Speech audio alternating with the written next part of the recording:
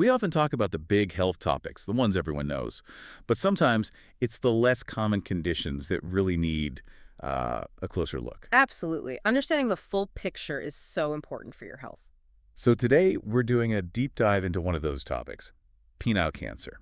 Maybe not something you think about daily, but definitely crucial to understand. Exactly. Think of this as your high-yield revision session. We've gathered the key info from various sources, aiming for clarity. Our mission, to give you a solid grasp definition, causes, risks, diagnosis, management, the whole package, really. All presented in a way that hopefully sticks, making it easier for you to recall later. Okay, let's get started. In simple terms, what is penile cancer? Well, essentially, it's a malignant growth. Abnormal cells start multiplying uncontrollably in the tissues of the penis. And it usually starts in the skin. That's right. Most often it begins right there in the skin cells. And the critical thing is catching it early. Because it can spread otherwise. Precisely. Like any cancer, if it's not addressed, it has the potential to spread to other parts of the body. And you mentioned a specific type is most common. Yes. For revision, remember this. About 95% are squamous cell carcinomas. They come from the flat surface cells of the skin. Got it. So what causes it? Is there a clear culprit? It's not quite that simple. There isn't one single cause we can point to, but rather a collection of factors that seem to contribute. Like pieces of a puzzle? Kind of, yeah. A really significant piece is infection with certain high-risk strains of HPV, the human papillomavirus. Okay, HPV is a big one. What else? Poor genital hygiene is another factor. It can lead to chronic inflammation, which isn't good. Then there's phimosis. That's the tight foreskin issue, right? Exactly. Where the foreskin can't be easily retracted, that's linked to increased risk. And lifestyle. Does that play a part? It definitely can. Tobacco smoking is a known contributor. And also anything that weakens the immune system, like a immunodeficiency condition. So those are the potential triggers, the etiology. What about the specific risk factors? Things that make someone more susceptible? Right, there's some overlap here, but it helps to list them out. Phimosis and poor hygiene are definitely on this list, too. And HPV again? Yes, HPV is crucial, particularly those high-risk types like HPV-16 and HPV-18. Smoking, as we mentioned, is a significant risk factor. What about age? Age is a big one. It's most common in men over 50, although younger men can get it, too. Anything else? Uh-huh. A history of genital warts or other STIs increases risk. HIV infection does, too. Also, PUVA treatment, which is sometimes used for psoriasis. PUVA treatment, interesting. Yeah. And even things like minor penile injuries, tears or abrasions, and possibly exposure to certain chemicals. Oh.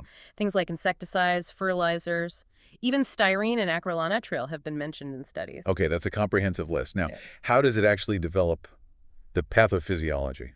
It often doesn't just appear as full-blown cancer. It might start as precancerous lesions. Precancerous, like Yeah. warning signs. Exactly. Two names to remember are Bowen's disease and erythroplasia of Queyrat. These are changes in the cells that aren't cancer yet, but they can progress to invasive cancer over time. And HPV's role here? High-risk HPV seems to play a really important part in that progression, though the exact mechanisms aren't, well, fully mapped out yet. And if it does become invasive? Then it can start invading nearby tissues. It might grow into the urethra or the corpora cavernosa, that's the spongy erectile tissue. And spread further? Yes, that's the danger. It can spread locally, then to the lymph nodes, usually starting in the groin, and potentially travel to distant organs. It sounds like it could be mistaken for other things initially. What are the differential diagnoses we need to consider? Good point. Yeah. You definitely need to rule out other conditions. Genital warts, for instance, can look similar sometimes. What else? Skin conditions? Yes, other non-cancerous skin issues like balanitis, that's inflammation of the glands, or lichen planus. STIs, too. Absolutely. Things like herpes or syphilis can cause sores or lesions. Even benign bumps like sebaceous cysts could cause confusion. And very rarely could it be cancer spread from somewhere else. It's uncommon, but yes, metastatic cancer, say from the skin elsewhere, could potentially present on the penis. So careful diagnosis is key. Let's talk numbers. How common is this, really? The epidemiology. Well, as we said, squamous cell carcinoma makes up the vast majority, around 95%. But overall, primary penile cancer is actually quite rare in Western countries. How rare? In Europe, for example, the incidence is less than one case per 100,000 males per year. And in the UK? In the UK, it accounts for less than 1% of all cancers in men.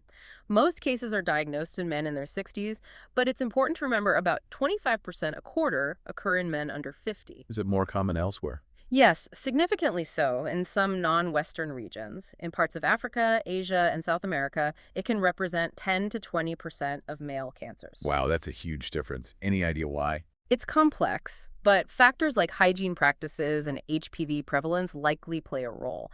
And there's a really interesting point about circumcision. Ah, yes, you mentioned that earlier. Right. Being circumcised early in life, typically in infancy, seems to offer significant protection. The risk is about 3 to 5 times lower. But not adult circumcision? Apparently not. Adult circumcision doesn't seem to confer the same protective benefit against penile cancer. So higher rates in older men, generally over 65 in the UK, geographical variations linked perhaps to hygiene and HPV, that gives us a good sense of the landscape. It does. It highlights where the risks might be higher. Okay, so what should someone actually look out for? What are the clinical features, the signs and symptoms? The most common things people notice initially are maybe a lump or a growth on the penis or perhaps an ulcer, like a sore that just won't heal. Any other changes? Yes, changes in the skin itself, maybe thickening or a change in color, sometimes bleeding or an unusual discharge can occur. Where do these usually appear? Often, they start on the glands, the head of the penis, or on the foreskin, the prepuce. Some men might also feel itching or burning. And if it's left untreated? Well, unfortunately, neglected tumors can become quite destructive. They can damage the glands and foreskin and invade deeper into the shaft of the penis. And the spread? We talked about lymphatic spread. That often goes to the inguinal lymph nodes in the groin and potentially the pelvic nodes. And of course, distant metastasis is possible in advanced stages. How often are the lymph nodes involved at diagnosis? It's estimated that about 20% of patients, so 1 in 5, will already have palpable inguinal lymph nodes you can feel when they're first diagnosed, which often signals that the cancer has started to spread. So persistent lumps, ulcers, skin changes, discharge, bleeding.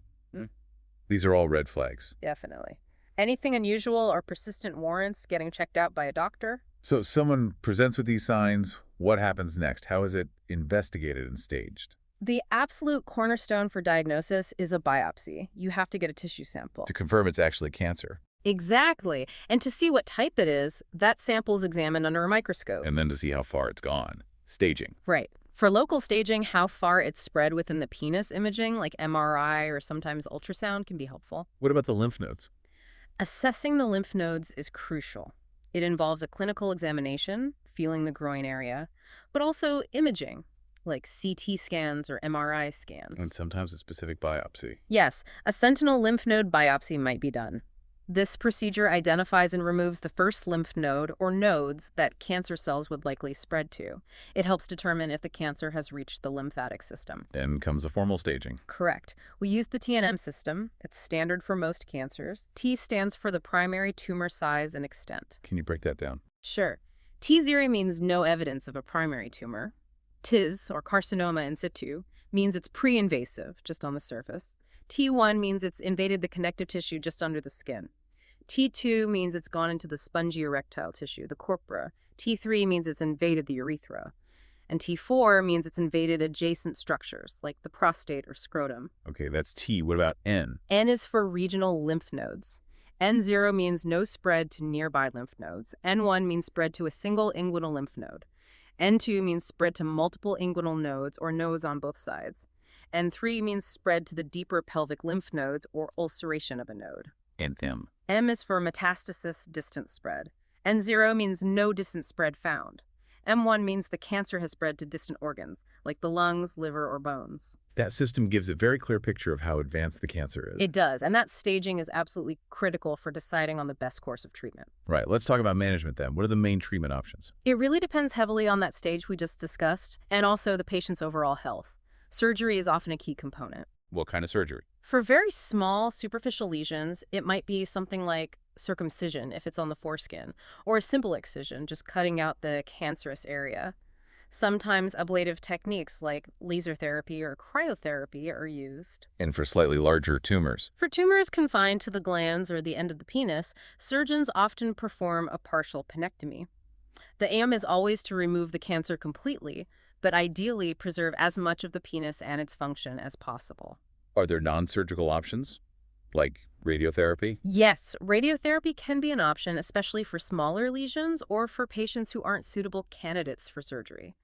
It can be delivered via external beam radiation or sometimes brachytherapy, where radioactive sources are placed directly into or near the tumor. Does radiotherapy help with lymph node spread? Its role in managing regional lymph node metastases is still somewhat debated and being researched. Surgery, the lymphadenectomy, is more standard there. What about chemotherapy? Chemotherapy generally has a more limited role in penile cancer compared to some other cancers. The response rates aren't always high. When is it used then? It's typically used in more advanced cases. Cisplatin-based drug combinations are common. Sometimes it's given before surgery or radiotherapy. That's called neoadjuvant chemo to try and shrink the tumor first. Or it's used for metastatic disease that has spread widely. Are there specific chemo regimens? Yes, combinations like cisplatin with 5-chlorophyll, 5-FU, or irinotecan are often used. If someone can't tolerate cisplatin, there are alternative options. So the overall approach seems very tailored. Absolutely. For early superficial tumors, the focus is often on penile-preserving strategies. If the inguinal lymph nodes are involved, removing them surgically, the lymphadenectomy is usually recommended. What if the cancer comes back after a more conservative penis-sparing surgery? Interestingly, studies suggest that recurrence after conservative surgery doesn't necessarily negatively impact overall survival, provided it's detected and managed promptly. And for very advanced metastatic disease? In that situation, the focus often shifts towards palliative care, managing symptoms, controlling pain, and maintaining the best possible quality of life. You also mentioned premalignant disease earlier, like Bowen's disease. How is that managed? Right. For those precancerous lesions, the goal is complete removal. Often, an excisional biopsy does the trick. Circumcision might be recommended too, followed by close monitoring. Are there other treatments for precancerous stuff? Yes. After an initial biopsy confirms it, topical treatments can be used. Things like topical chemotherapy with 5% 5-fluorouracil cream or topical immunotherapy with 5% amikmod cream. Like applying a cream directly? Exactly. And for cases that are resistant or very widespread, lasers like the potassium titanyl phosphate KTP laser might be used. So a whole range of options depending on the exact situation. Definitely. It's very much about stage, location, and individual patient factors. What about the long-term outlook, the prognosis? Well, the overall 5-year survival rate is often quoted as being around 50%, but that's a broad average. Has it improved over time? Yes, significantly. Treatment has definitely advanced. While cure rates were maybe around 50% back in the 1990s, recent data suggests they're closer to 80% now, especially when caught earlier. That's encouraging, but it must still have a big impact. Oh, absolutely. We have to acknowledge the psychological impact, which can be huge, and potential physical consequences, too, which can sometimes be, well, quite mutilating depending on the treatment needed. Which brings us back to prevention, perhaps. Yes, prevention is key. We talked about early circumcision reducing risk. Preventing phimosis and treating chronic inflammation promptly is important. Lifestyle choices matter. Quitting smoking is a big one. And for sex. Definitely. Using condoms helps reduce the risk of HPV transmission. Understanding HPV risks and potential vaccination is relevant too. And crucially, encouraging early reporting of any symptoms. Even if it feels embarrassing. Especially then, overcoming that potential embarrassment to get checked early can make a massive difference to the outcome. What are the potential complications, either from the cancer or the treatment itself? Several things. The cancer can spread locally, invading nearby tissues and organs. Lymph node involvement and distant metastasis are major complications. Functional issues, too? Yes, both the cancer growth and treatments like surgery or radiotherapy can potentially impair urinary function and sexual function. And the psychological side. We touched on it, but it bears repeating. The psychological and emotional impact of diagnosis and treatment can be profound and requires support. Okay, this has been incredibly thorough. If we were to summarize the absolute key takeaways for someone revising this topic, what would they be? Right, key points. Yeah. First, definition. Malignant growth, usually squamous cells starting in penis tissues. Second, etiology. Multifactorial, but think HPV, poor hygiene, phimosis, smoking. Risk factors. Similar list. Plus age over 50. History of STIs warts, HIV, PUVA, pathophysiology. Often starts as precancerous lesions. HPV involved. Potential for local invasion and spread via lymphatics and blood. Differentials. Need to rule out warts, benign skin conditions like balanitis, STIs like herpes-syphilis, benign cysts, rarely metastasis. Epidemiology. Rare in West, commoner elsewhere. Early circumcision protective. Clinical features. Penile lump, ulcer, skin change, bleeding, discharge are key signs. Watch for groin nodes. Investigations.